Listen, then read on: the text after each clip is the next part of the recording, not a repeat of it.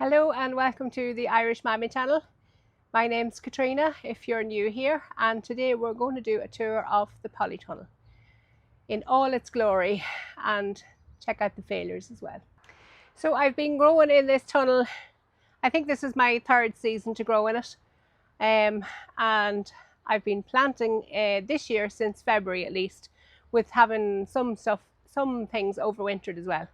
So I'm just going to go through bed by bed, explain some of the varieties.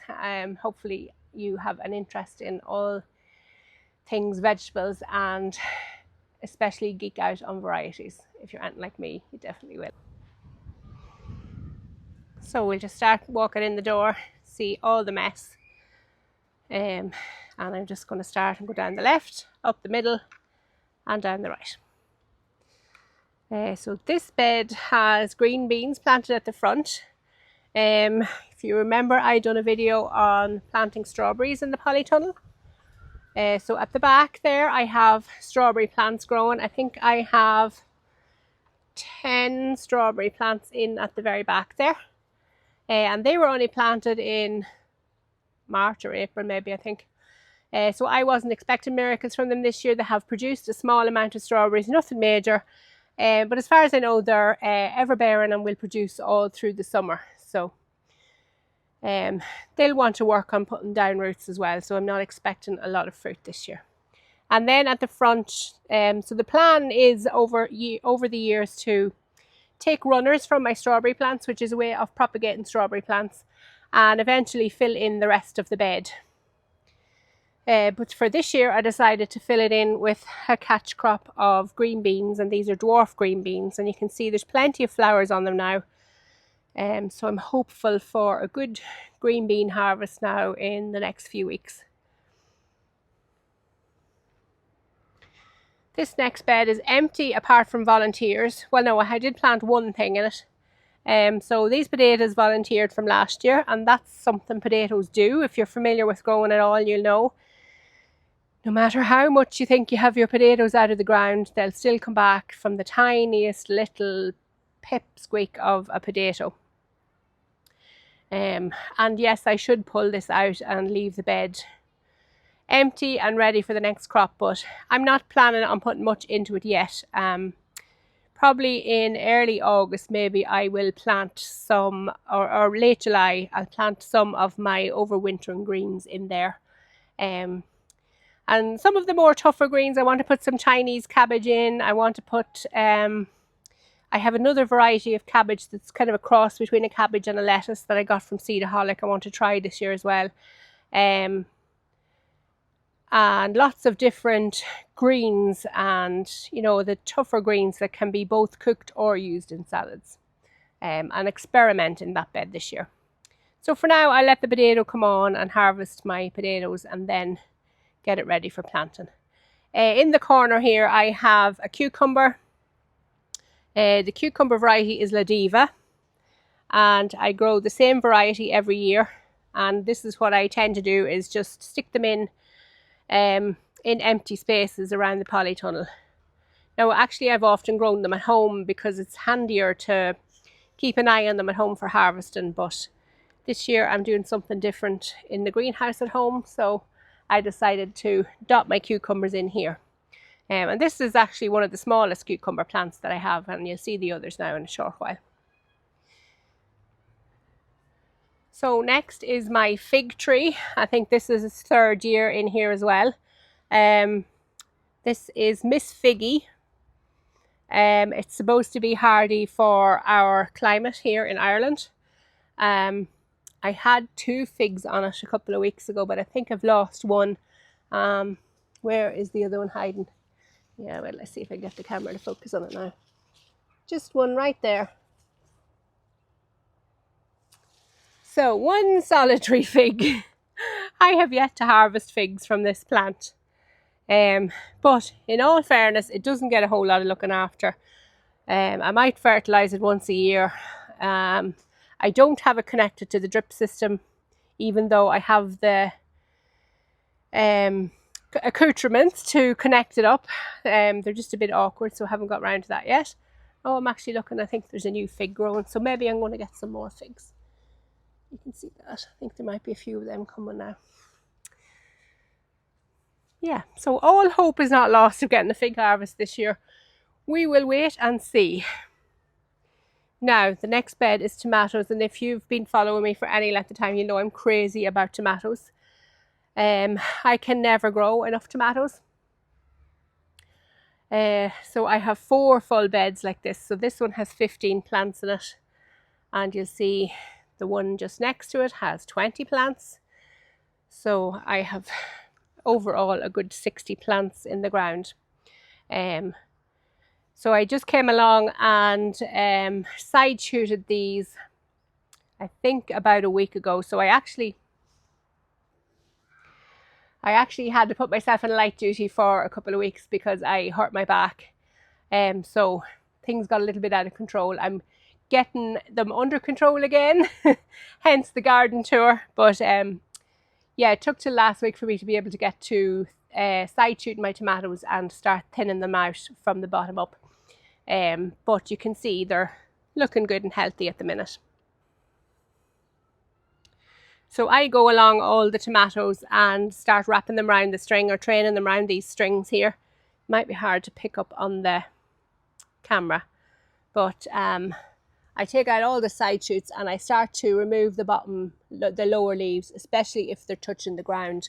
But as the plant grows up, I will remove more and more leaves from the bottom. And it just helps the tomato put more energy into its fruit rather than keeping all these leaves alive. It also helps with fungal issues, especially those lower leaves that are hitting off the ground. And I see I've missed a few, or else the leaves have grown longer in the last week or so, which is entirely possible. But yeah, keeping the leaves from touching the ground helps with fungal issues. So if the leaves are hitting the wet ground, and even in the tunnel, the ground is wet just from the drip, it just encourages fungal growth, which tomatoes are prone to anyway. So we want to try and not give them the opportunity. I mean, they're going to get fungal issues probably towards the end of the season anyway, but we don't want to speed it up anyway at all. So this bed is done, and the following bed, now they're all different varieties. So I believe I have 3 different varieties in each row here, and that first variety is called Herodes. And I have promised to go through these varieties. So I had said when I have my tomatoes actually producing and harvesting, I will go through the varieties then, because I think it's a better way to gauge what the tomatoes are like. But roughly I'll tell you, or quickly I'll tell you the varieties. So Herodes, and I got them from Garden Seed Market. I think they're .eu or .com, I'm not sure. The centre row is Debarrow. I can never pronounce it right, but they're a nice smoky red tomato with green shoulders, lovely smoky taste to them. And this third row here is Tolek, another one that I got from Garden Seed Market. Peachtree has absolutely tons of fruit on it. But again, I'm expecting the June drop here. It can't support all the fruit that it is on it. Now, I could just go and thin it out myself, but I think I'll let it thin itself out. I will give it a good feed, potash feed or tomato feed, when I'm feeding my tomatoes, which I haven't done yet. And that should help support more of the fruit as well. And so this is the second bed of tomatoes. These are all... trying to think, these are all mostly cookers. So I have an Adam F1 all along this side, 5 plants. Then, oh yeah, this is the bed I have 20 plants in. So 2 rows of Adam F1. And then I have 2 rows of Roma VF, which is semi-determinate type. So I have taken out all the side shoots for the minute out of it, but there'll come a stage where I'll stop taking out the side shoots because it's semi-determinate. I just want to train it on the strings first so that it has support, because it'll get very heavy with fruit eventually. And this next bed has only just been planted in the last few days. My poor squash and pumpkins, well, I'm trying to think, I think they're all squash. They they lay in their pots for a bit too long, and you can see some of them is quite yellow, but they are starting to green up already, even just in the few days. And they got lots of fertilizer in with them. I gave them the seaweed manure, which is animal manure and seaweed mix pellets, which I think I've shown you before. And I gave them a good scoop of blood, fish and bone as well in each hole. And at the front I have my courgettes. So I have two Black Beauty and two Athena Polka. So the Black Beauty are a green courgette or zucchini, and the Athena Polka are yellow. Yellow squash they're called, yellow zucchini, yellow courgettes. Take your pick. Then what do I have? I have a buttercup squash there. I think that whole row is, yeah, there's another 4 buttercup squash, and I have 2 jumbo pink bananas. Now these are probably very closely spaced or too closely spaced, but they have plenty of fertilizer to support them, and then they will be getting the tomato feed then as well when they get a good bit bigger, so that'll help them with flowering and fruiting as well. So maybe ambitious, may not be, but either way I definitely will get some squash. So the 3rd row in are all spaghetti squash, and then the 4th row are my honey nut squash, which I think I spoke about before. The honey nut squash seeds I got from Fat Tomato in Wexford, I think, which I had scoured the internet high up and low down for, and eventually found them not too far away. So that was a happy coincidence, and I'm happy and excited to see how they turn out. But they have to produce first, so I'm not going to get too excited. This next bed was my new potatoes. I did have them on a video, or maybe it was a short or a reel or something. So I have half of the bed dug now at this stage, and this little bit here yet to dig. The foliage is gone. I pulled all that off already.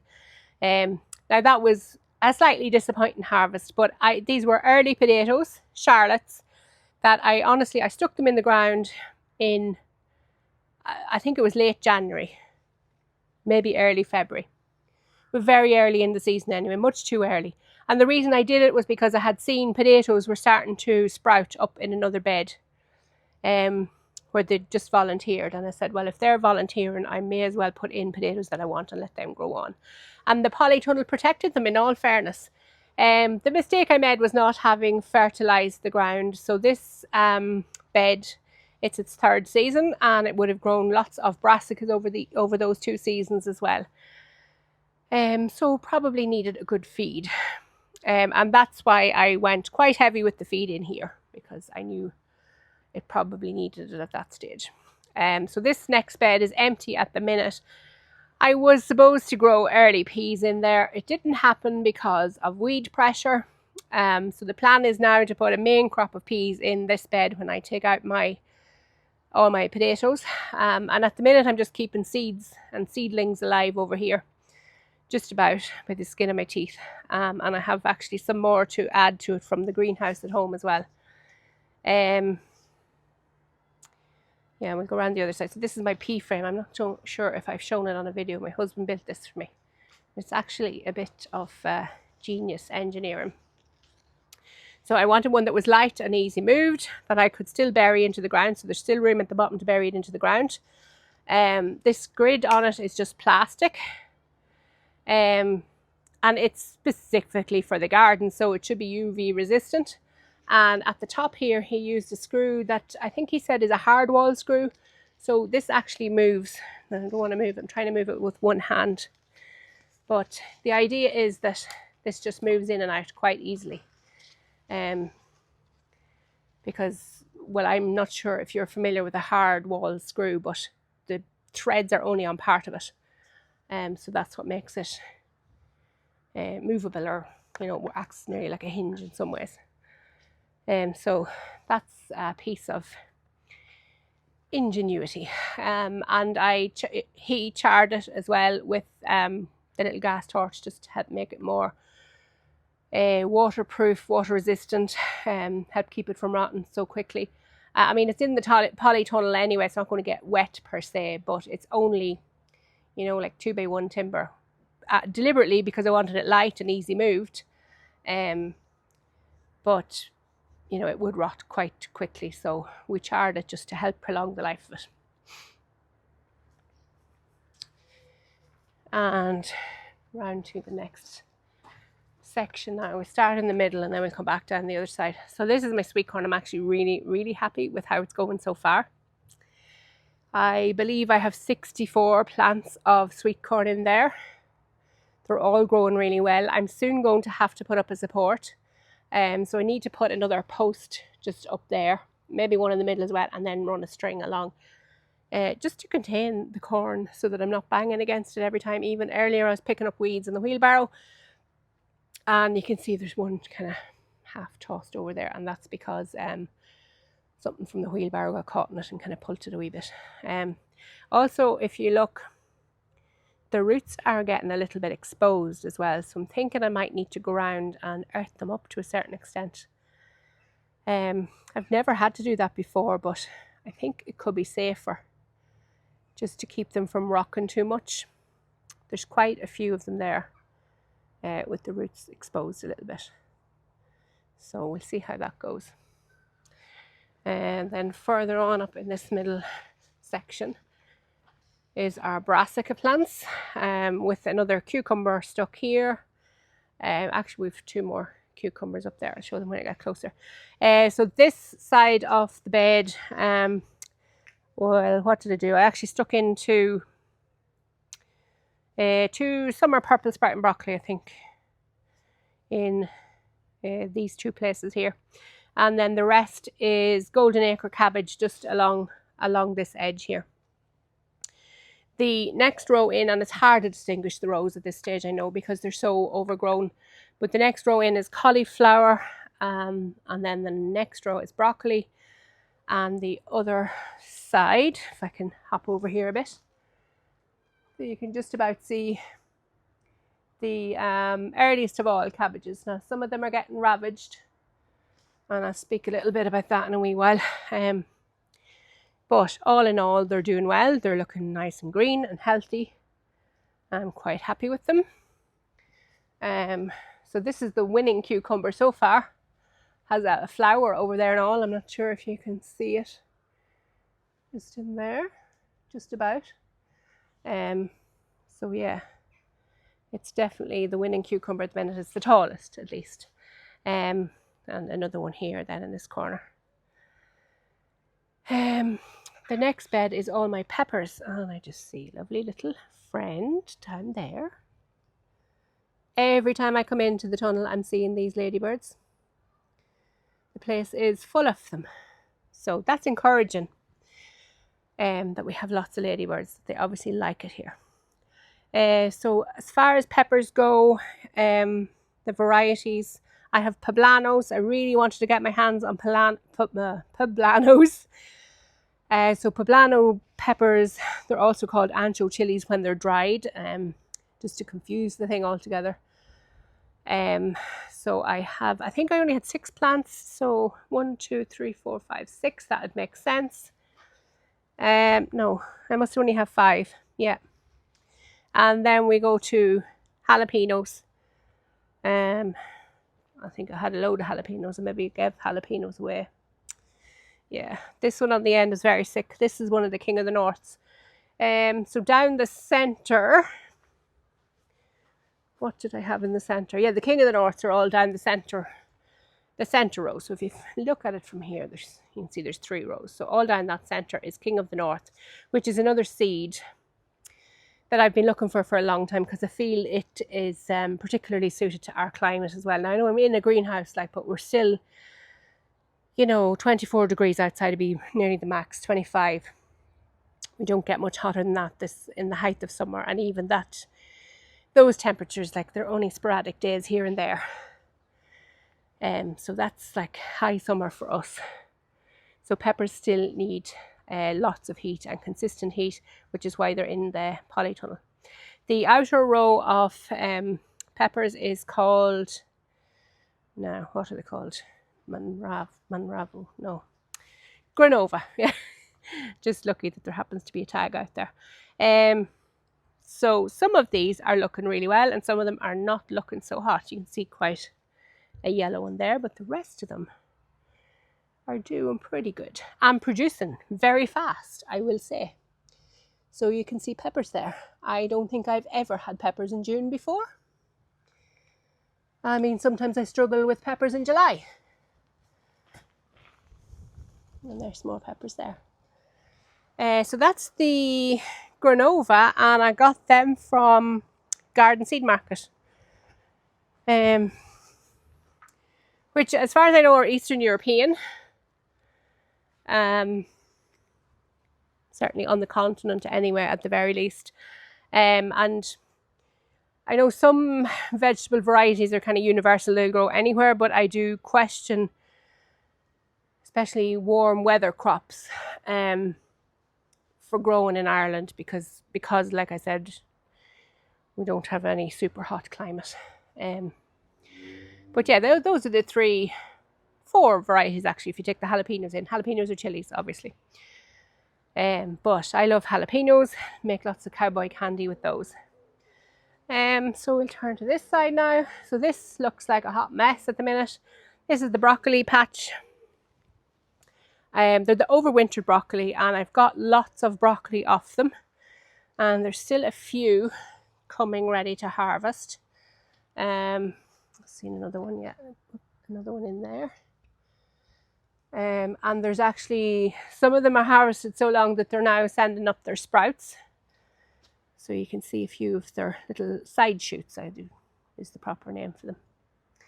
And now lots of pest pressure in here as well, in this bed. I'm blaming slugs, but it could be caterpillars. I haven't actually looked too closely because they'll soon be coming out, so I'm not going to get too excited. We'll let the slugs have their little feast, and I'll get the last of my broccoli shoots and they'll be pulled out soon enough. Now, here's some of the failures. Confession time. So this is the onion bed. Now some of them look fine over on that far side. This bed was absolutely inundated with weeds. And kept meaning to get to it, and meaning to get to it, and meaning to get to it, and there's 101 other things that takes priority. So the weeds were even higher than these onions are at the minute by the time I actually got to pull them out, and it ended up being halfway between when I hurt my back as well. So I had got this half done earlier on, and they recovered quite well because they did lie over the same as those ones there, but they sprung back fairly good. And then it might have been 2, maybe 3 weeks later when I got to this other side, but they didn't have the energy on this side to spring back up. Actually, a lot of them had died out already because it was and these onions are all sown from seed. No, I'm telling lies. Most of these onions are sown from seed, but some of them had died off because they were so small, and they weren't getting enough water. So some of the smaller transplants had died off. And at the back here, the red onions are onion sets because I hadn't grown any red onion from seed. And I suppose when you look at it, it's actually the red onions that are mostly affected by falling over. But I don't know if that's because of the red onions or just because of the way the weeds had taken them over. But it's something to note for the future and run future experiments on. That's what gardening is, continuous experiments. So this is also a tomato bed. This is the one tomato bed that I haven't got to side shoot or tidy up, and you can see the difference between chaos and organisation. But I will get to this. Hopefully by Saturday I'll have got to this because I don't need it to get out of hand too much. It's a hot mess, but when you actually get into it, it's not too bad. And here's one that I did get to side shoot, and I just got that done last night. So maybe even tonight I might get that other one done. This is the way gardening has gone. Gardening by moonlight these days, just to keep on top of it all and to catch up with myself after being out of action, I suppose, as well. These things happen. Nothing can be helped. But yeah, I'm happy with these. These actually are all cherry tomato varieties, and I haven't a clue what varieties these are. I get in, if I can get in to see the, no. I think both of these beds are cherry tomatoes. I'm hoping. So I know on this bed I can see the tags clearer on this side. So I have Idyll growing along the front here, 3 Idyll plants, Idyll. They're supposed to be a very prolific producer, but the pictures they show you on the internet, they don't look at it like this. I mean, yeah, there's a few flowers there, but they're nothing spectacular. Then this row, the whole way back, I think is the same variety, Raspberry Red Hood. And they seem actually better than the Idyll or Idyll, whatever you want to call it. What else have we then? We have Noir de Crimée. No, that's not a cherry tomato. That's a big, kind of a dark, very dark red or nearly black tomato, and a big slicer. So they're growing all along the middle there.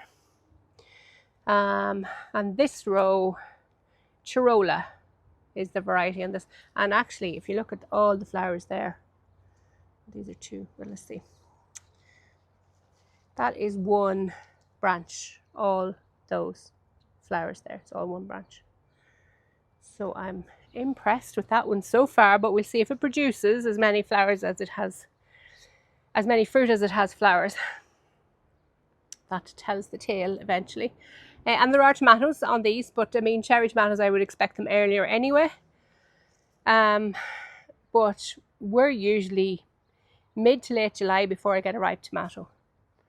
So we'll see when the first ripe tomato is this year. I do still feel my tomatoes were in quite early this year. But look, time will tell. Next bed is empty. This is where the sprouting broccoli was supposed to go. I did speak about my sprouting broccoli when I was planting my brassica bed, because I had forgotten I even had sprouting broccoli in it. And the plan was to stick it in here, and then it was left up on that far bed up there and eaten by slugs. So I do have to re-sow my sprouting broccoli. Still plenty of time to re-sow sprouting broccoli. If you remember, that's the type of broccoli that won't produce until next year. It takes almost 12 months to produce a crop, but it produces when you have nothing else. So it's great. We're broccoli fans in our house, in case you haven't realised that already. The kids will eat broccoli till it comes out their ears, so I will grow broccoli till it comes out our ears. This next bed, all I have sown in it is carrots at the front. And it has been weeded and the weeds are coming back again for like the 4th time. I did sow parsnips at the back. They were old seed, I think. So they didn't come up. So I think I will still sow parsnips. And it is quite late to sow parsnips, I admit. What I think I'll do is I'll try to sprout the parsnip seeds in wet tissue, which is another method of sprouting seeds. You just have to be very careful because they're a taproot parsnips. So you don't want to be disturbing the roots. But I'm going to try that, get them pre-sprouted before I put them in the ground, and do my absolute damnedest to keep the weeds off them. I'm haunted by weeds at this time of the year. And there'll go several more rows of carrots in there as well. I'm going to have to put in a row of beets, because this next bed, if you remember, I had leeks and beets, celery and radish planted in here. And this was the other bed that was just completely overtaken by weeds. I mean, you can see from the celery. So that'll tell you what the weeds were like. They were really, really tall. That's why the celery is so yellow and white looking. Because the light wasn't getting at it. It was struggling for light, which is why it's so tall even at this stage already. Shouldn't be so tall. It was stretching for light. But I think it'll come back. It's only my summer celery anyway. I'm not overly worried about it. In fact, it may be more tender because it's like that. We'll see. But the leeks just came out with the weeds because I could not pick through them. Actually, I can see one just in there. One solitary leek left. But yeah, I couldn't pick through the weeds that finely to avoid the leeks. The beets had shot up as well, similar to the celery, that shot up and weren't producing roots, which is obviously what I want to do. So they were starved for light as well from all the weeds. So this bed, it's weeded, but it needs going over again. And I'm going to have to come up with a different method of growing my roots because it's not sustainable the way I have been doing it. This is the radishes. These are China Rose summer radish, as far as I remember. And they grow like a carrot, basically. So I haven't harvested any of them yet, but I've seen them yesterday when I was doing the weeding. They're quite impressive. And I would like to grow a crop of these to keep over winter, although I do have the white daikon radish to sow over the winter as well. So I'm looking forward to getting to taste a few of them. Like, I mean, it looks like a tasty garden snack if I could just get it washed off the soil. So that's it. That is the first Polytunnel garden tour of the season. Only took till June. What are we? Mid-June at this stage.